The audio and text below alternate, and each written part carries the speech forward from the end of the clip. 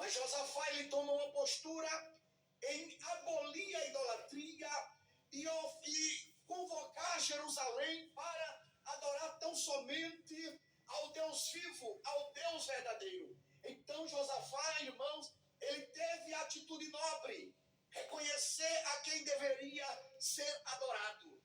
Enquanto Acazia, ele dá continuidade à adoração aos deuses que os seus pais o adoravam, que era o Deus chamado Baal. Meus irmãos, a Bíblia diz que um certo dia, Acazia, ele cai de uma janela. Não sabemos o que ele fazia na janela. Não sabemos o que ele estava fazendo naquela janela. Mas a Bíblia diz que era uma janela alta. E a Bíblia diz que ele cai pelas grades daquela janela. E a Bíblia diz que quando ele cai, a Bíblia diz que ele adoece.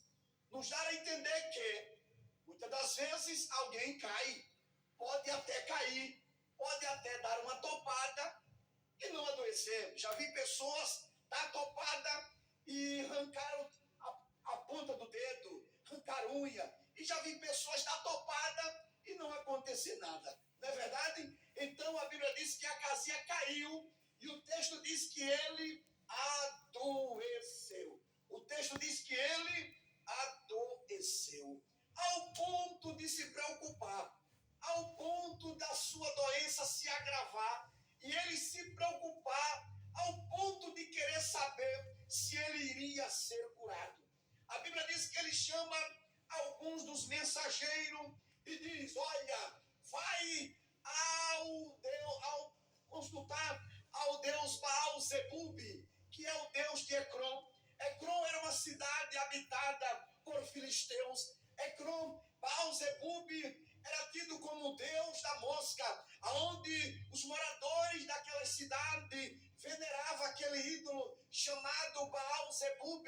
Então Acazia chama seus mensageiros e diz: vai lá, pergunta para Baal-Zebub se eu vou ser curado, se eu serei curado desta enfermidade, se eu irei me levantar desta cama. A Bíblia diz que os mensageiros se levantaram e foram ao encontro do Deus chamado Baal-Zebub. E quando eles vão no caminho, Deus se utiliza de um profeta conhecido por todos nós, chamado Elias. Elias, o tisbita. Deus levanta a Elias e Deus diz: Elias, levanta-te, vai ao encontro dos mensageiros de Acazia e pergunta para ele se não tem Deus em Israel para ele consultar. Pergunta para ele se não existe um Deus vivo, um Deus verdadeiro, que verdadeiramente deve ser adorado. Pergunta a ele se Israel não tem um Deus que governa.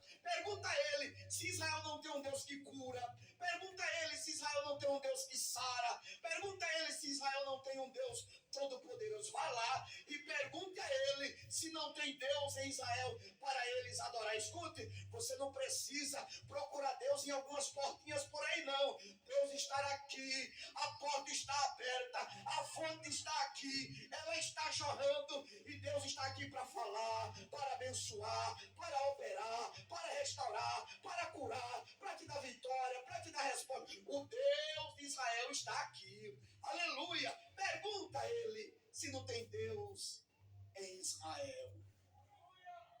E diga a ele, da cama que ele subiu, ele não vai descer.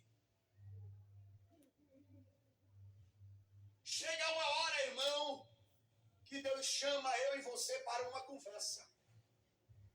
Deus, ele dá oportunidade ao homem. Mas tem uma hora que ele diz: senta aqui, vamos conversar. Algumas coisas precisam ser esclarecidas. E você precisa ouvir algumas coisas. Vai lá, diz para ele. Aí a Bíblia diz que Elias sobe e se encontra com os mensageiros de Acazia.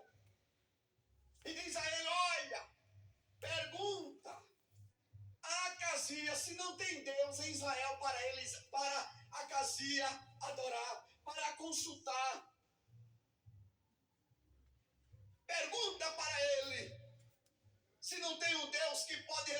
problema dele, ao ponto dele mandar consultar Baal-Zebub, o deus de Ecrón. Volta lá, diz para ele, da cama que subiu, ele não se levantará, ele morrerá. Os irmãos, observe que os mensageiros voltaram muito rápido, ao ponto de perturbar o rei. E o rei diz, vem aqui, por que voltaste tão rápido? Ele disse, olha, um mensageiro se apresentou a nós.